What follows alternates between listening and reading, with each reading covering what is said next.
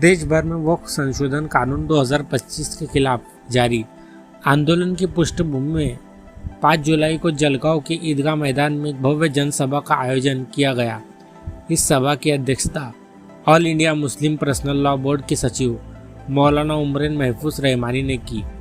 सभा को संबोधित करते हुए मौलाना रहमानी ने वक्फ संशोधन कानून को असंवैधानिक बताया।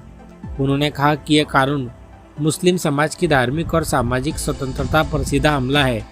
जब तक ये कानून वापस नहीं लिया जाता, हमारा संघर्ष जारी रहेगा। इस सभा में विभिन्न राजनीतिक दलों और संगठनों के नेता, सामाजिक कार्यकर्ता बड़ी संख्या में मौजूद थे। प्रमुख उपस्थित लोगों में पूर्व महापौर अब्दुल करीम सालार, मुफ्ती हारून नदवी, राष्ट्रवादी कांग्रेस शरद पवार गुट के नेता एजाज मलिक, जमाती इस्लामी हिंद जलगांव के जिला अध्यक्ष सोहेल अमीर शेख, अहले सुन्नत वल जमात के सदस्य सैयद अयाज अली, वरिष्ठ कांग्रेस नेता विजय महाजन आदि शामिल थे। व्यास मंच पर अल्फेज फाउंडेशन के अध्यक्ष अजीज सालार, कांग्रेस नेता अमजद पठान, रागिब जागीरदार, रिजवान जागीरदार, शाहिद मेंबर, मुफ्ती फरहान, पूर्व नगर सेवक रियाज बागवान, पूर्व नगर सेवक खालिद बागवान, जमील शेख भी उपस्थित थे। सभा का संचालन प्रभावशाली ढंग से साबिर मुस्तफाबादी ने किया। हजारों की संख्या में लोगों ने इस सभा में भाग लेकर वक्फ कानून के विरोध में अपनी आवाज बुलंद की। भारी बारिश में भी जनसभा जारी रही। इस सभा का आयोजन जलगांव वक्फ कोऑर्डिनेशन कमेटी की ओर से किया गया था। तारीख है। और दोस्तों बुजुर्गों, जब इंडिया और पाकिस्तान का जब पार्टीशन हुआ, उस वक्त कुछ लोग पाकिस्तान चले गए, लेकिन दोस्तों कुर्बान जाइए हमारे आबा अजदाद के, जिन्होंने मुस्लिमी और इस्लामी और शरीयत का मुल्क छोड़कर इस सेकुलर मुल्क को अपनाया, क्योंकि ये हमारा आबाई वतन है, हमारे ख्वाजा का हिंदुस्तान है। दोस्तों हम लोग नहीं गए वहां, हमने उस पाकिस्तान को लात मार दिया और यहाँ रुक गए, क्योंकि हमें यहाँ के संविधान पे, यहाँ के हमारे भाइयों पे, हम अपने भाई पे पूरा भरोसा था, पूरा एतबार था और ताक़यामत तक रहेगा। लेकिन बड़ी अफसोस के साथ ये कहना पड़ रहा है कि अभी हाल ही में कुछ सालों से जो अलग सोच के लोग यहाँ इख्तियार में आए हैं, वो बारहा मजहब इस्लाम के मानने वालों को परेशान करने के लिए नए नए कायदे ला रहे हैं। आप तमाम लोग देख रहे होंगे दोस्तों, क्या आप लोग नहीं देख रहे, क्या हमारी आंखें नहीं खुली? आज भी उन्होंने इस तरीके का वक्त जो कायदा लाया उम्मीद 2025, वो बड़ा ही दोस्तों नाउम्मीद है। यहाँ संविधान ने तमाम मजहब के मानने वालों को एक जैसा हक अधिकार दिया है, सबको मजहब की आजादी दी है। लेकिन ये जो वक्फ कायदा दोस्तों आया है, ये हमारी संवैधानिक अधिकार में हमला करता है, हमारी शरीयत पे हमला करता है। दोस्तों जब यहाँ पर ये कायदा आया तो कुर्बान जाइए हमारे हमवतन भाइयों के, संविधान मानने वालों के, उन्होंने उसका यहाँ पर एहतजाज किया। दोस्तों हम उनका भी यहाँ पर इस्तेमाल करते हैं। दोस्तों बुजुर्गों, वक्फ बाय यूजर, ये दोस्तों ऐसा कायदा था, अभी आप तमाम लोग जानते हैं कि हमारे आबा व अजदाद ने हमें बहुत सी प्रॉपर्टी यहाँ पर वक्फ की गई थी। मस्जिदें, ईदगाह, कब्रिस्तान, खानगाहें बनी हुई थी।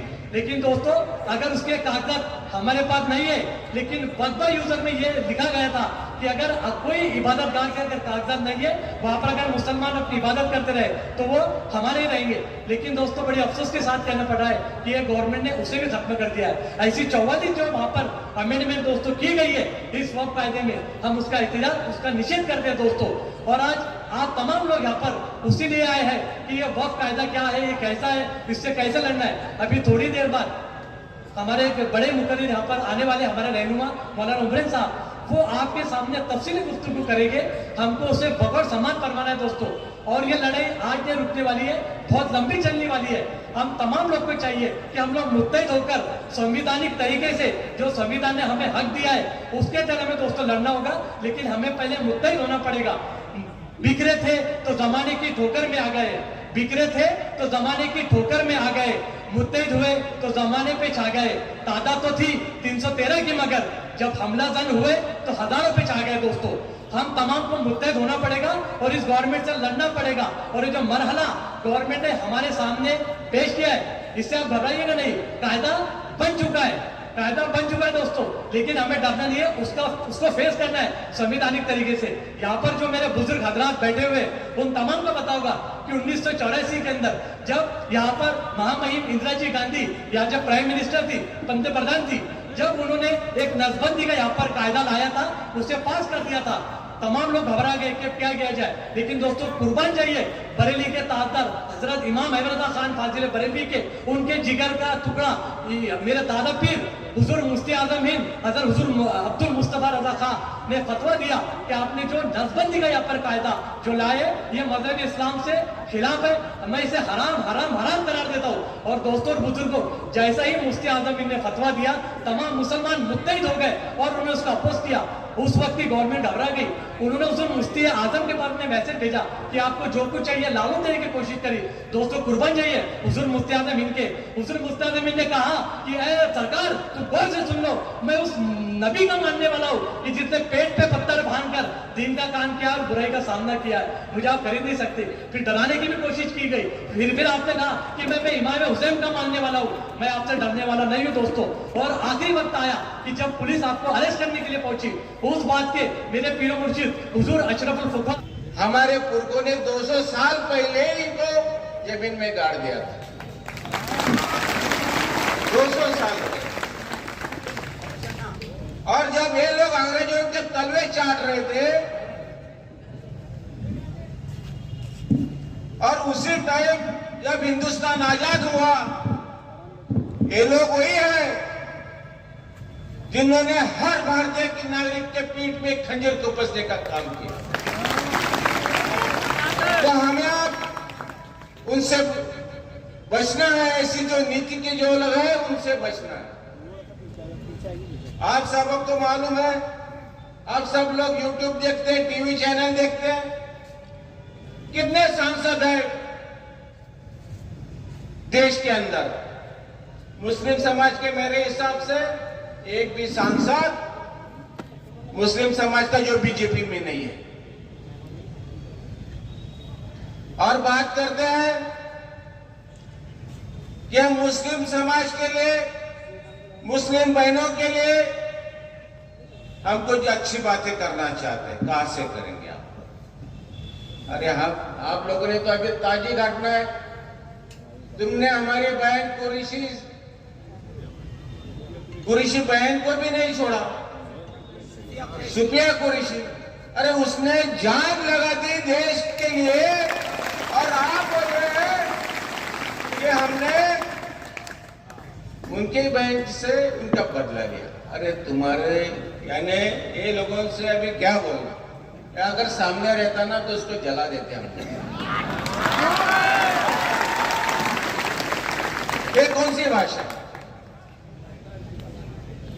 अच्छे का साथ सब देते, बुरा का साथ कोई नहीं देता, पर तो भी दिल्ली में बैठी हुई हुकूमत उसके ऊपर एक शब्द बोलने के लिए कोई तैयार नहीं। जो बहन ने जो अभी पाकिस्तान पर जो हमला किया उसके लिए 2 शब्द तो अच्छे नहीं बोले, लेकिन उसके बारे में वो लोग गलत फहमी पसराने का काम ये बीजेपी के लोग और आरएसएस के लोग कर रहे हैं। इनसे हम लोगों को बचना होगा। दोस्तों, पिछले टाइम में यही हुआ, एनआरसी के बारे में भी वही हुआ, सीए कानून के टाइम पे भी वही हुआ। वह भी आप कुछ नहीं सर, उनसे होने वाला भी कुछ नहीं, कुछ होगा नहीं। उनको काले कानून जो थे वो भी वापस लेना पड़े। जो हमारे किसान भाइयों के जो कानून जो भी वो लोगों को वापस लेना पड़े, उनसे होने जाने वाला कुछ है नहीं। पर हिंदू भाइयों में और मुस्लिम भाइयों में कैसा टेढ़ निर्माण करना है, इससे झगड़े लगाना है, यही काम सिर्फ भारतीय जनता पार्टी और आरएसएस के लोग कर रहे हैं। दूसरा एजेंडा उनके पास कोई है नहीं। इधर ये लोग बोलते हैं सर विस्तार से आपको बताएंगे, ये जो चल रहा है अपना, जिसके लिए हम लोग इकट्ठे हुए हैं, इसके लिए सर लोग और यहाँ पे अपने मौलाना साहब को विस्तार से बताएंगे। लेकिन एक बात मैं यहाँ पे रखना चाहता हूं, जो डर आपको सता रहा है वो डर हमको भी, मैं हिंदू, हमको भी डर सता रहा है। आज तुम्हारी बारी है, कल हमारी बारी आने वाली है।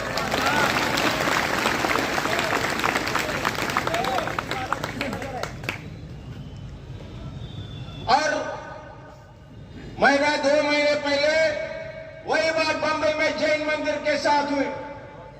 ज्यादा दूर भी बात नहीं है, महीना 2 महीना हुआ, जैन मंदिर को गिराने का काम आप लोगों ने किया। शिरडी संस्थान में साईं बाबा का मंदिर है, बालाजी का मंदिर है, बम्बई के अंदर गणपति का मंदिर है, उनकी जितनी भी प्रॉपर्टी है, मैं तो दावे के साथ कहता हूं कि आगे अगर ये लोग अगर हुकूमत करेंगे कि वो भी प्रॉपर्टी ये हमारे कब्जे में नहीं रहने वाली है। जो 2 लोग राज कर रहे हैं, अडानी हो, अंबानी हो, फिर मोदी जी हो या अमित शाह जी हो, आर्टिकल 14, आर्टिकल 25, आर्टिकल 26 और आर्टिकल 21 का खुला उल्लंघन है। ये हमको जो हमारा हुकूक है उसको डिस्टर्ब करता है। मैं चंद पॉइंट आपके सामने बोलूंगा और अपनी जगह लूंगा कि इसमें गैर मुस्लिम अरकान की शमूलियत की गई है। बिल में मरकजी वक्फ काउंसिल और रियासती वक्फ बोर्ड में 2 गैर मुस्लिम अरकान की शमूलियत को तजवीज दी गई है। इसकी जो डिटेल है वो मौलाना रखेंगे और करीम अंकल है, सोहेल भाई है, मुफ्ती हारून साहब है, कलेक्टर राज का निफाज। इसकी ट्रायल हमने आज से 6 महीने पहले जलगांव जिले में देख चुके हैं कि किस तरीके से उसको अमल में लाने की कोशिश की गई, पर अल्हम्दुलिल्लाह उस पर ज़र्ब लगा और वह भी एज इट इज है। ट्रिब्यूनल को खत्म करके मुतनाज़ा जायदादों के फैसले का इख्तियार जिला कलेक्टर को दिया गया, जिससे वक्फ बोर्ड की खुद मुख्तारी मुतासिर होती है। वक्फ की तारीख पे तब्दीली, बिल में वक्फ की तारीख को दोबारा मुतय्यन किया गया, जिससे सदियों पुरानी वक्फ जायदादों की कानूनी हैसियत पर सवाल उठ सकते हैं। जैसे दिल्ली की जामा मस्जिद है, ज्ञानवापी की मस्जिद है और बहुत सारे जो हमारे बुजुर्गों ने छोड़ के गई हुई है इमलाक, चाहे वो मदारिस हो, मसाजिद हो, खानका हो या दरगाहें हो। रजिस्ट्रेशन की सख्त शराई, गैर रजिस्टर्ड वक्फ जायदादों पर कानूनी कार्रवाई का हक खत्म किया जा रहा है, जो कि इन जायदादों के तहफ़्फ़ुज़ के लिए खतरा बन सकता है। मुंतज़िमीन की तकर्रुरी में तब्दीली, मुतवल्लियान की तकर्रुरी के तरीक़ेकार में तब्दीलियाँ की गई है, जिससे रिवायती इस्लामी तरीकों को नज़रअंदाज किया गया है। ये आर्टिकल 26B का उल्लंघन है कि मुसलमानों की जायदादों पर से कंट्रोल खत्म करना। कलेक्टर बगैर सुने वक्फ जमीन पर गैर वक्फ करार दे सकता है। यह बाबा साहब अम्बेडकर के आर्टिकल 26B का उल्लंघन है। आर्टिकल 21 जाती आज़ादी और इंसाफ का हक मुतासिर, वक्फ जमीन पर कब्जा करने पर 12 साल कैद, फौरी जमानत नहीं। आर्टिकल 26D मजहबी इमलाक का तहफ़्फ़ुज़ कमजोर, हुकूमत वक्फ जायदादों पर आसान कब्जा कर सकती है अगर आर्टिकल 26D कमजोर हुआ तो। और आर्टिकल 14 बराबरी और इंसाफ का हक छीना गया, हुकूमत का फैसला आखिरी, अदालत में अपील महदूद होगी। अगर ये बराबरी का हक अगर हमसे छीना गया तो इससे हमारा जो वोट देने का इख्तियार है वो भी मुतासिर होगा।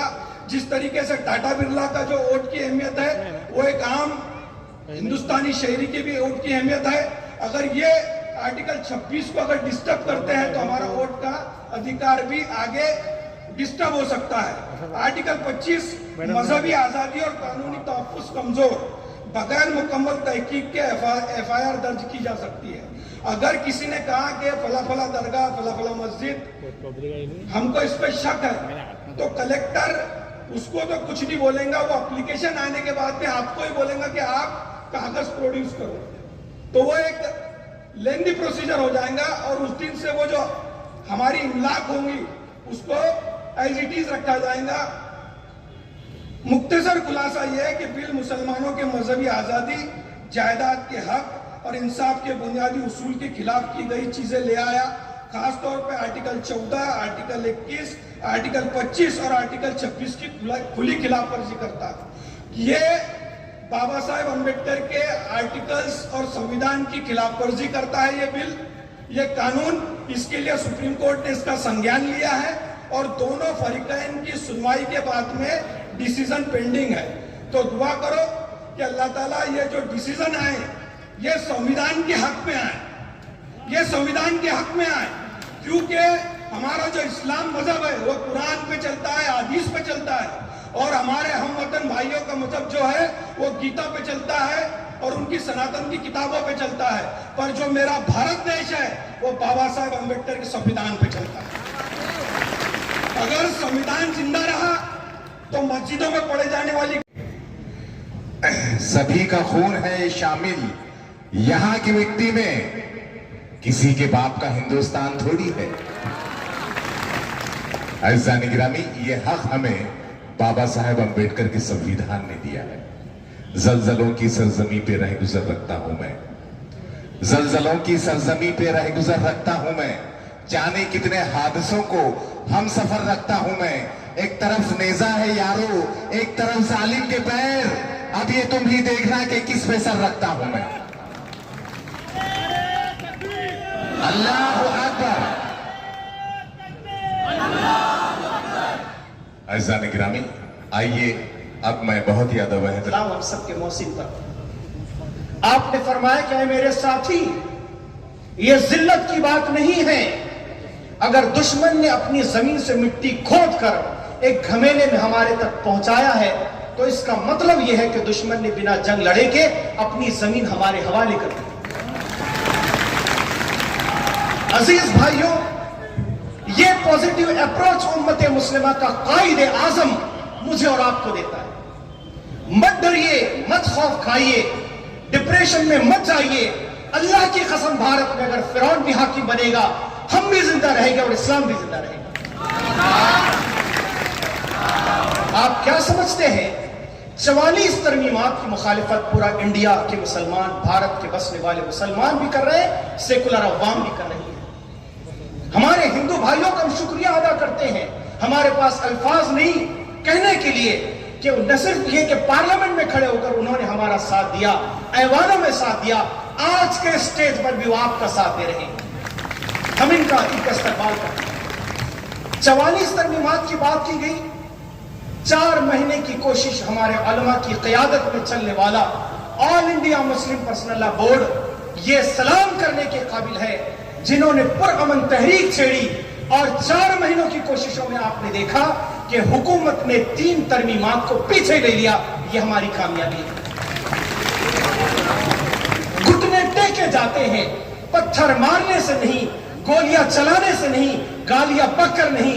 आप अमन के साथ तहरीक चलाइए, भारत का दस्तूर आपको इंशाल्लाह इसकी इजाजत देता है। मेरे अजीज भाइयों, मैं आपको बताना यह चाहता हूं, कभी तो ख्याल होता है कि आखिर हम मुखालिफत क्यों कर रहे हैं। हमें याद है कि भारत में हमने कई ऐसे जनाजे उठाए जो बेगुनाह मसलूम मुसलमानों के जनाजे थे। उनका जुर्म यह था कि वो ट्रेन में सफर कर रहे थे। उनका जुर्म यह था कि जो आप नहीं कहते उन्होंने खा लिया था। उनका जुर्म यह था कि उनका लिबास मुसलमानों का था। मगर मैं आपसे पूछना चाहता और दुनिया को यह पैगाम भी देना चाहता कि हमने अपनी लाशें उठाई, मगर इतनी बड़ी तादाद में हमने मुखालिफत नहीं की। आज दस्तूर के मुखालिफत में अगर दुनिया आगे आ रही है, हम दस्तूर की हिफाजत में आगे बढ़ रहे हैं। इससे मालूम यह हो रहा है कि दस्तूर हमारे लिए, दस्तूर हिंद, ये सर्वोपरि, हम इसकी मुखालिफत नहीं होने देंगे। मेरे अजीज भाइयों, आप ये बात याद रखिए, ये मूवमेंट ये 4 महीनों और 4-6 महीनों के बाद खत्म नहीं हो जाएगा। बड़े बड़े इनकलाब लाने के लिए आपको वक्त भी देना पड़ेगा, सलाहियत भी देना पड़ेगी, अपने टैलेंट्स को डिवोट करना पड़ेगा जब आप एक अज़ीमुश्शान रिवॉल्यूशन की इब्तिदा करेंगे। मैं आपको मिसाल दे रहा हूं, मुहर्रमुल हराम में है हम लोग, कल आशूरा को मनाएंगे इंशाअल्लाह ताला। मेरे अजीज भाइयों, क्या तारीख याद की जाती है आज इस महीने में?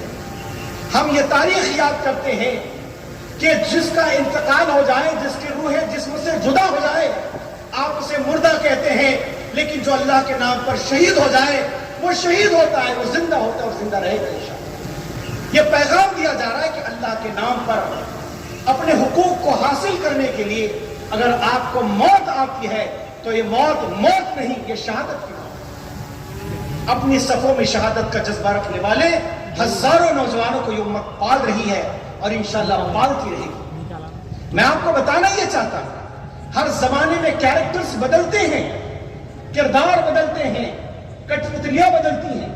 एक जमाने में इस्लाम और कुरान की तारीख, इस्लामी तारीख बताती है कि दुनिया ने फिरौन को देखा, फिरौन डूब गया, फिरौन के मुकाबले में अल्लाह ने मूसा को पैदा किया। एक जमाना आया, यजीद आया, जुल्म किया, अल्लाह ने मुकाबले के लिए हुसैन पैदा किया। मैं आपको कहना चाहता हूं कि हर जमाने का फिरौन होता है, कारून होता है, हामान होता है, यजीद होता है, मगर अल्लाह की सुन्नत यह है कि अल्लाह ताला हर जमाने में अपने खलील और हुसैन को पैदा करता है। वो उस जमाने में भी थे, इंशाअल्लाह आज भी रहेंगे और बाकी रहेंगे। मेरे अजीज भाइयों, मैं आपसे कहना यह चाहता हूं, हमें कैरेक्टर को पहचानना चाहिए। ये फिरौन जो कह रहे हैं हम लोग, ये कोई 1.5 फीट का फिरौन नहीं था।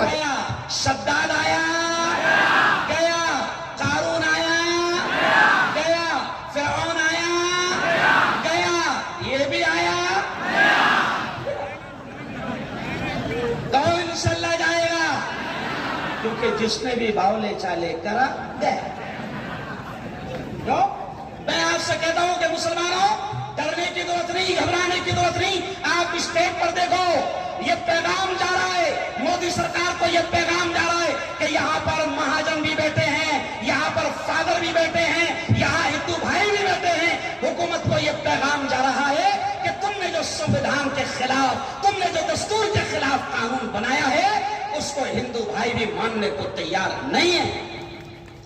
मैं आप तमाम से कह रहा हूं, मैं आप तमाम से कह रहा हूं, और सरकार से भी ये कह रहा हूं कि याद रखो, आपको पहली हार, मोदी सरकार को पहली हार कब मिली? जब पार्लियामेंट में, राज्यसभा में 232 खासदारों ने वक्फ के काले कानून के खिलाफ बोला, तो मुसलमानों 232 में से सिर्फ 27 मुसलमान थे, 205 हमारे हिंदू भाइयों ने इस काले कानून के खिलाफ बोला। यानी ये पता चल गया मोदी जी को कि ये काला कानून हिंदू भाई भी मानने को तैयार, अरे बोलो, नहीं है। और मोदी जी हमको डराओ मत, हमारी कहानी है कि बातिल से दबने वाले ए आसमान नहीं, हम 100 बार कर चुका है तो इंतहा हमारा। ये कौम दबने वाली नहीं है, ये कौम डरने वाली नहीं है, ये कौम झुकने वाली नहीं है। मैं अपनी बात को समेटते हुए आपसे इतना ही कहूंगा कि देखो, कल 10 मुहर्रम है, यौम आशुरा है। आप सब जानते हैं कि 10 मुहर्रम को इमाम आली मकाम हजरत सैयदना हुसैन रज़ियल्लाहु ताला अन्हु ने शहादत पेश किया, अपनी शहादत पेश किया, अपने घर के मासूम बच्चों की शहादत को देखना पसंद किया, अपने 72 साथियों की शहादत को देखना पसंद किया। लेकिन मुसलमानों, हजरत हुसैन ने यह पैगाम दिया कि शहीद हो जाना, दीन के खातिर कर जाना, अल्लाह के लिए मर जाना, मगर जालिम हुकूमत का कभी समर्थन नहीं करना। मुझे बताओ हाथ उठाकर कि क्या आप इन जालिमों का समर्थन करेंगे? बिल्कुल नहीं। मैं आपसे कहता हूं, हाथ उठाकर कहो कि हम जब तक के ये काला कानून रद्द नहीं होगा, हम लड़ेंगे इंशाअल्लाह। हम जोर से कहो, हम लड़ेंगे इंशाअल्लाह। और आखिरी बात ये भी कहूंगा मैं, सरकार इस बात को सुन ले, सरकार इस बात को सुन ले कि जिस तरीके से आज ये हिंदू भाई हमारे स्टेज पर है, all India Muslim personal board, all India Muslim personal board तमाम मसलक, तमाम जमातों, तमाम तंजीमों, तमाम तहरीकों, तमाम संगठनों को साथ लेकर चल रही है। आप स्टेज पर देखो कि अहले सुन्नत वल जमात के जिम्मेदार है, जमात इस्लामी के जिम्मेदार है, तबलीग के जिम्मेदार है। हुकूमत को यह पैगाम जा रहा है कि तुम हमको अलग अलग कर नहीं सकते। जब हम हमारी वाली पे आ जाएंगे ना, तो कभी भी एक हो जाएंगे, भाई कभी भी एक हो जाएंगे। और मैं हुकूमत को यह भी पैगाम देता हूं जो राहत इंदौरी ने दिया था। क्या कहा था राहत इंदौरी ने? जो हिंदू मुसलमानों को लड़ाकर आग लगाना चाहते हैं, जो हिंदू मुसलमानों की एकता को खत्म करना चाहते हैं और आग लगाकर इस मुल्क की कुर्सी हासिल करना चाहते हैं, मैं उन जालिमों से यह कहता हूं कि लगेगी आग तो आएंगे घर कई सदमे, लगेगी आग तो आएंगे घर कई सदमे। यहां पे सिर्फ हमारा मकान थोड़ी है। यह अलग बात है कि तुम छोड़ के भाग गए, लेकिन आग लगेगी तो सब जाएंगे। मैं ये भी पैगाम दूंगा जिम्मेदार होने के नाते कि हमको जिस तरीके से आज महाजन साहब जरा इधर आइए, फादर जी जरा इधर आइए, ये देखिए मैं हाथ पकड़ कर क्या पैगाम दे रहा हूं। सर یہ دیکھیے فادر، چرچ کے فادر ہمارے ساتھ ہے، مہاجن بھی ہمارے ساتھ ہے. میں ہاتھ اٹھا کر یہ پیغام دے رہا ہوں. میں کیا پیغام دے رہا ہوں سنو، میں کیا پیغام دے رہا ہوں سنو. اور جب چڑ گئے بہت تو دھکڑ صاحب نے اور وہ دوبے جی ہے انہوں نے کہا ہم پارلیمنٹ ہے، ہم کے اوپر پارلیمنٹ سپریم کورٹ ہو گئی ہے، ہم نے تم کو نوکریاں دی ہے ججز کی اور تم ہمارے خلاف جا رہے ہو. کیا جواب دیا سپریم کورٹ کے جج نے؟ اس نے کہا ہاں دھنکڑ جی، ہاں دوبے جی، تم نے ہماری تقرریت ضرور کی ہے لیکن سنویدھان نے ہماری تقرری کو یہ سنویدھان کی رکشا کے لیے بنایا. آپ کا غلط قانون ہم پاس کرنے والے نہیں. یہ جرات دوستو سپریم کورٹ کی ہے اور یہی وجہ معمولی بات نہیں ہے دوستو. سپریم کورٹ کے اندر یہ حکومت کی دوسری ہار ہے کہ وہاں پر ان کو اسٹیک دیا گیا اور وہ عمل نہیں کر پا رہے ہیں. یاد رکھیے ہم لوگ جو کچھ بھی کر رہے ہیں مسلم پرسنل لا بورڈ اس بات کی طرف آپ کو کر رہا ہے. ایک دھوکہ کھا چکے ہیں، اب دوسرا دھوکہ نہیں کھائیں گے. مومن ایک بار ڈسے جاتا ہے، دوسرے بار انشاءاللہ تعالیٰ وہ ڈسے گے نہیں. پہلے جو کچھ بھی ہوا، جو شہادت ہوئی ہماری عبادت گاہ کی، اس وقت ہماری کوئی تحریک ایسی نہیں تھی. اگر اس وقت ایسی امن کی تحریک ہوتی فیصلہ کچھ اور ہو سکتا تھا. دوستو یہ بات دھیان میں رکھنے کی، آپ کو سمجھنے کی. لوگ کہتے ہیں کہ پٹی لگا کر اور یہ میمورنڈم دے کر اور یہ بتی گل کر کے کیا ہوگا.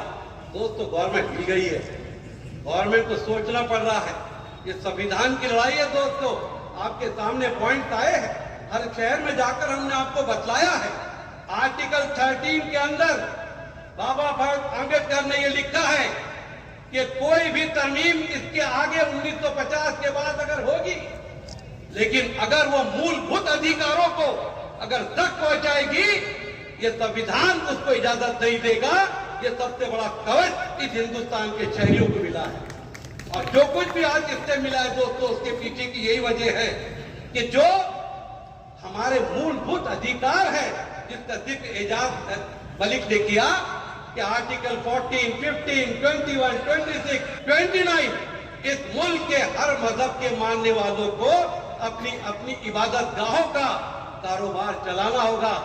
دوسرا اس کے اندر ممبر نہیں بن سکتا. سکھ بھائیوں کے گردوارے میں نان سکھ نہیں جا سکتا. مندر شرائن بورڈ کے اندر کوئی دوسرے مذہب کا نہیں جا سکتا. اسی طریقے سے وقف بورڈ کے اندر مسلمانوں کی جب کوئی جا نہیں سکتا. یہ حکومت چاہے کتنا بھی کر لے ان کا باپ بھی یہ قانون بنا نہیں سکتا.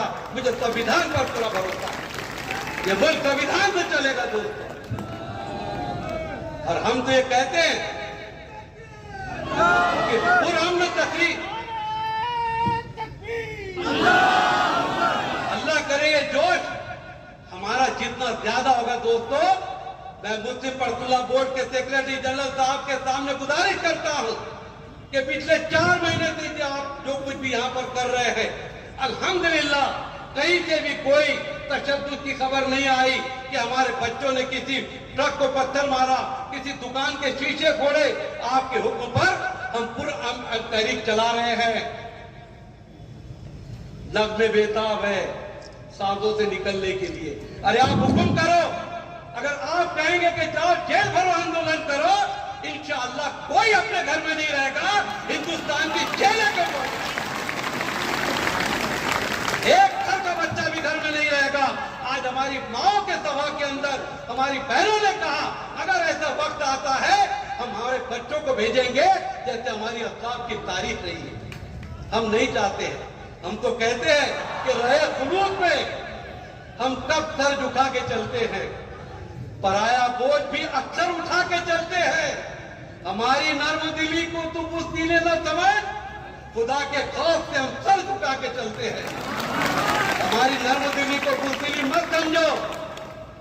یاد رکھو گہرا پانی یہ اچھلتا نہیں ہے. گہرے پانی کے اندر شانتی ہوتی ہے لیکن اگر اس میں غوطہ لگانے کی کوشش کرو گے اس پانی کے اندر ڈوب جاؤ گے. یہ حکومت کو چیلنج ہے ایسا کوئی کام نہ کرے جو ہمارے دستور کے خلاف ہو. آج ان کی نظریں وقت بائی یوزر کاغذ پتر نہیں ہے. کیا قانون بنا حضرت کہ 200 سال 300 سال سے ہمارے بزرگوں نے دی ہوئی پراپرٹی پہ عیدگاہ ہے، قبرستان ہے، خانقاہیں ہیں، درگاہیں ہیں، और ये कहते हैं वक्फ बाय यूजर में जिसके कागज पत्तर नहीं होंगे हम वो ताबे में ले लेंगे। और इसी एक्ट के अंदर कानून क्या बना, लिमिटेशन एक्ट के तहत अगर किसी प्रॉपर्टी पर किसी के 12 साल से कब्जा है, उसको चैलेंज नहीं किया है, तो प्रॉपर्टी उसकी हो जाएगी, उसके बाप का मालिक हो जाएगी। तुमने अंबानी की एंटीला बचाने के लिए कानून लाया है, जो 18 साल से आप कब्जा लेकर बैठे हो, सुप्रीम कोर्ट के अंदर चैलेंज किया है। हमारे बुजुर्ग जो खोजा समाज के थे, जिनका नाम अब्दुल करीम खोजा था, उन्होंने यतीम खाने के लिए जगह दी थी वो, और आज वहां पर एंटीला खड़ी है, सुप्रीम कोर्ट में केस है। यकीन से कह सकता हूं लिमिटेशन एक्ट सिर्फ अंबानी की बिल्डिंग बचाने के लिए आया। मैं दावे से कह सकता हूं ये कानून इंशाअल्लाह पास नहीं होगा, ये कानून को रोका जाएगा और दुनिया देखेगी कि उस जमाने में जो गवर्नमेंट थी, मुस्लिम मिनिस्टर, मुस्लिम सेक्रेटरी, गैरों का हम क्या तस्करा करें, हमको तो अक्सर चोट अपने लोग ही देते हैं। परायों से इतना डर नहीं, हमने अपनों से धोखे खाए हैं। अगर ये समझते हैं कि जो चाहे मन में करेंगे, इंशाअल्लाह ताला हम ऐसा कोई काम करने नहीं देंगे जिस तरीके से वो चाहते हैं। वक्त की कमी के बाद फिर कभी आपसे मुलाकात होगी। एक ऐलान करता हूं, 15 ताल्लुके हैं जलगांव डिस्ट्रिक्ट के अंदर।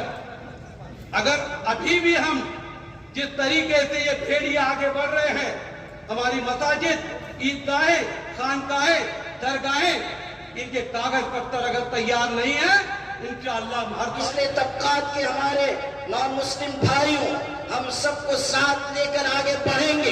हमारा पैगाम कभी भी नफरत का नहीं रहा और India Muslim personal law board ने हमेशा इस मुल्क में मोहब्बत और यकजहती का पैगाम दिया है।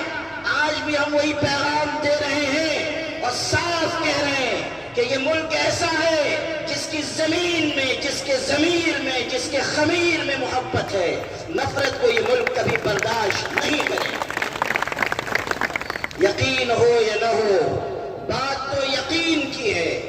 यकीन हो या न हो, बात तो यकीन की है। हमारे जिस्म की मट्टी इसी जमीन की है।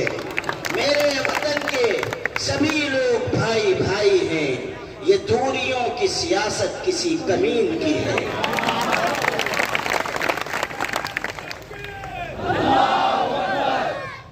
मेरे भाइयों, आइए कि मैं और आपको थोड़ी सी तफसील बताऊं कि हम वक्फ एक्ट के खिलाफ क्यों हैं। आप जानते हैं कि वक्फ की जमीनें पूरे मुल्क में बिखरी हुई, लाखों लाख एकड़ जमीन है और ऐसी के निहायत कीमती जमीनें हैं। आपको जानना चाहिए कि तकरीबन 50 से 60% जमीनें वक्फ की कब्रिस्तान की। कब्रिस्तान पूरे मुल्क में फैले हुए, हर मुस्लिम आबादी में ईदगाह है, कब्रिस्तान है। जहां कब्रिस्तान है वो हिस्से आम तरीके पर आबादियों से बाहर थे, बस्तियों से बाहर थे। लेकिन बस्तियां बढ़ी, गांव बढ़े, शहर बढ़े। अब वो कब्रिस्तान की जमीनें बीचों बीच शहर में आ गई।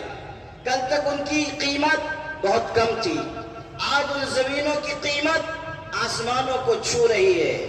और बीचों बीच शहर में 10 एकड़, 20 एकड़, 25 एकड़ जमीनें देख देख कर बहुत से लोगों की राल टपक रही है। वो जिनको मुफ्त के माल पर दीदे लाल करने का तरीका आता है, वो जो तलाश में रहते हैं कहाँ हमको कुछ मिले कि हम उस पर कब्जा करें, वो देख रहे हैं कि अरे इतनी बड़ी बड़ी जमीनें, अगर यहाँ कॉम्प्लेक्स बन जाएंगे, बिल्डिंगें बन जाएंगी, इतना इतना हमको मिलेगा। शेख चिल्ली की तरह ख्वाब देखने लग जाते हैं कि इतनी आमदनी होगी, ये होगा, वो होगा, ये बनाएंगे, वो बनाएंगे, फला होगा, फला होगा। ख्वाब देखने में तो कोई पाबंदी है नहीं। और वैसे भी अपने मुल्क के लोग ज्यादा सपने देखते हैं, ख्वाब तो हम लोग देखते हैं ना, सपने देखते हैं। और सपना देखने पे कोई एतराज किसी को हो नहीं सकता है, तो वो नक्शे बना रहे हैं। आप देखिए یہ ہمارا مالیگاؤں ہے. ہمارے مالیگاؤں کی قبرستان کی زمین 58 ایکڑ ہے اور وہ بیچوں بیچ شہر میں. اور آپ اندازہ کیجئے کروڑوں کی مالیت. گودھرا میں ایشیا کا سب سے بڑا قبرستان 120 ایکڑ زمین بیچوں بیچ شہر میں. بیدر میں آن ریکارڈ قبرستان کی جو زمین ہے اگرچہ کہ اس پہ قبضے ہو گئے وہ 300 ایکڑ سے زیادہ قبرستان بیچوں بیچ شہر میں. آپ اندازہ کیجئے کہ اگر آپ 1 ایکڑ کی قیمت بھی 50 لاکھ پکڑیں تو 300 ایکڑ زمین کتنے کی ہوگی. اگر آپ 1 ایکڑ زمین بیچوں بیچ شہر کی 1 کروڑ کی پکڑیں آپ اندازہ کیجئے 120 کروڑ کی مالیت کیا 120 ایکڑ زمین کی مالیت کیا ہوگی. اندازہ کیجئے کہ ہمارے باپ دادا نے کیسا بڑا سرمایہ چھوڑا ہے. اور میں واضح کرنا چاہتا ہوں کہ جو وقف کی جائیدادیں ہیں وہ کسی حکومت کا ہم پر احسان نہیں ہے. وہ ہمارے باپ دادا کی حق حلال کی کمائی ہے. اور ہم اگر لائق اولاد ہوں گے تو اپنے باپ دادا کی جائیداد بچا کر دکھائیں گے. یہ بھی یاد رکھیے کہ جب کہیں جھگڑا ہوتا ہے لوگ غصے میں کہہ دیتے ہیں کہ یہ زمین نہ تیرے باپ کی نہ میرے باپ کی. اگر وقف کے بارے میں کوئی یہ کہے گا تو ہم جواب دیں گے کہ یہ بات تو صحیح ہے کہ تمہارے باپ کی نہیں ہے مگر دوسرا بھی حصہ سن لو کہ ہمارے باپ کی یقیناً ہے. اس لیے کہ جتنی وقف کی جائیدادیں ہیں وہ سب ہمارے باپ دادا نے مصارف خیر کے لیے دی ہیں اور اس حوصلے کے ساتھ دی ہیں کہ دنیا آج بھی تنگ ہے کہ انہوں نے اپنا کتنا بڑا سرمایہ اپنی ملت کے لیے دے دیا. میں تو ذمہ دارانہ یہاں تک کہنے کے لیے تیار ہوں کہ اگر جو زمینیں بچی کچی اس ملک میں رہ گئی ہیں وقف کی جو پراپرٹی ہے اگر ناجائز قبضے چھڑا دیے جائیں اور حکومتیں بھی اپنے ناجائز قبضے ہٹا لیں اور جو انفرادی قبضے ہیں خود جو مسلمانوں کے ناجائز قبضے ہیں ان سب کو ہٹا کر اگر وقف جائیدادیں پوری کے پوری اس ملت کو دے دی جائے تو ہم اتنے خود کفیل ہوں گے کہ ہمیں کسی سے ایک آنا بھی لینے کی ضرورت نہیں پڑے گی. ہمارے باپ دادا نے اتنا بڑا سرمایہ دیا. جو بات عرض کر رہا تھا وہ یہ کہ یہ جو بڑی بڑی زمینیں ہیں ان پر لوگوں کی نگاہ پڑ رہی ہے اور وہ چاہتے ہیں کہ کسی طرح ان زمینوں کے اوپر قبضے کی راہ ہموار کی جائے. اب کیسے قبضہ ہوگا کیسے اس کو ہتھیایا جائے گا اس کے کچھ طریقے ہیں. کیا ہے؟ پہلے نمبر پر وقف بائی یوزر یعنی آپ کو دستاویز دکھانی ہے ڈاکومنٹ دکھانا ہے کاغذ دکھانا ہے کہ یہ زمین وقف کی ہے. مان لیجئے یہ عیدگاہ ہے قبرستان ہے آپ سے کہا جائے گا کاغذ دکھاؤ کہ یہ وقف کی زمین. جامع مسجد کئی سو سال پرانی کہا جائے گا کاغذ دکھاؤ. کوئی درگاہ 900 سال پرانی کہا جائے گا کاغذ دکھاؤ. کاغذ نہیں دکھا پائے تو یہ وقف کی زمین نہیں ہے. وقف کی زمین نہیں ہے تو سرکار کا قبضہ. ہو گئی بات مکمل. اس کے خلاف احتجاج ہوا تھا وقف بائی یوزر کے خلاف. اس وقف ایکٹ 2025 میں اس کو تھوڑا سا بدل کر پھر لایا گیا واپس لیا گیا لیکن پھر چور دروازہ کھولا گیا. وہ کیا کہ وقف بائی یوزر معتبر تو ہوگا مگر ڈسپیوٹ ہو جائے کوئی تنازع ہو جائے تکرار ہو جائے تو کاغذ دکھانا پڑے گا. اگر سرکار کی طرف سے دعویٰ ہو جائے کاغذ دکھانا پڑے گا. اب بتائیے کہ 700 سال پرانی جائیداد کا کاغذ کہاں سے لائیں گے اور نہیں لائیں گے زمین ہمارے ہاتھ سے گئی. پھر یہ بھی سنیے اسی قانون میں یہ بات ہے کہ آثار قدیمہ کے زیر نظم جو وقف کی پراپرٹی ہے دھیان سے سنیے آثار قدیمہ کے زیر نظم جو وقف کی پراپرٹی ہے بوقت ضرورت اس کو وقف کے زمرے سے نکال کر آثار قدیمہ کی ملکیت قرار دیا جا سکتا ہے. یہ ہے اس قانون میں. اب آپ اندازہ کیجئے کہ کتنی ہماری مسجدیں ہیں ہزاروں کی تعداد میں جو آثار قدیمہ کے زیر نظم ہیں. وہ دیکھ ریکھ کے لیے آثار قدیمہ کا کام مرمت کا ہے، لیکن وہاں پر یہ قانون کی شق بڑھا دی گئی کہ جب چاہیں گے اس کو وقف کے زمرے سے نکال کر آثار قدیمہ کی ملکیت قرار دے دیں گے. آپ نے سمجھا کہ یہ کتنی خطرناک بات ہے. کہاں سے دماغ چل رہا ہے؟ ہمارے بہت سے غیر مسلم راجاؤں نے اس ملک میں زمینیں مسجدوں کو دی ہیں، درگاہوں کو دی ہیں، خانقاہوں کو دی ہیں. مسلمان بادشاہوں نے مندروں کو دی، مسلمان بادشاہوں نے ہندو رعایا کو دی.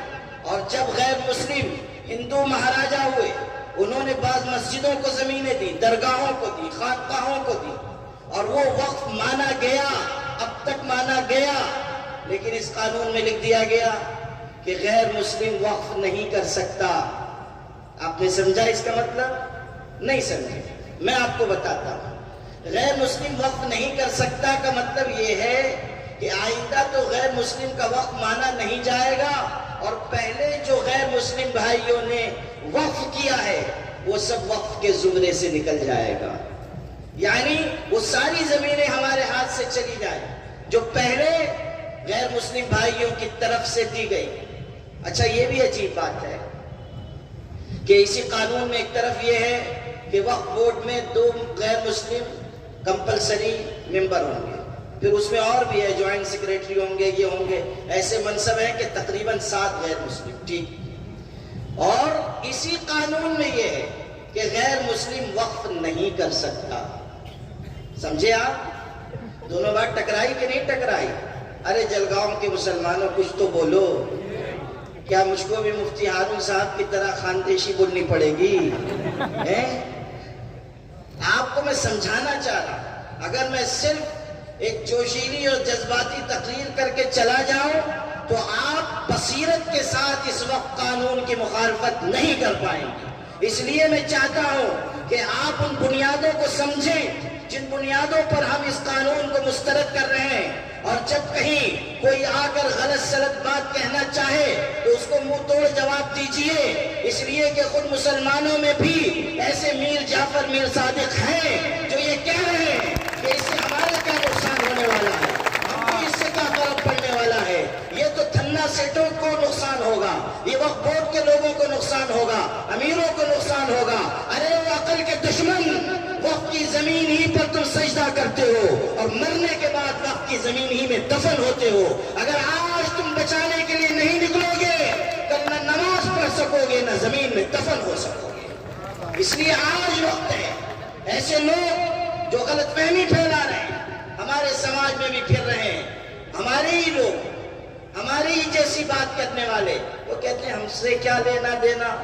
یہ بڑے بڑے لوگ جو وقف پراپرٹی پہ قبضہ کر کے بیٹھے ہیں یہ ان کے خلاف ہے.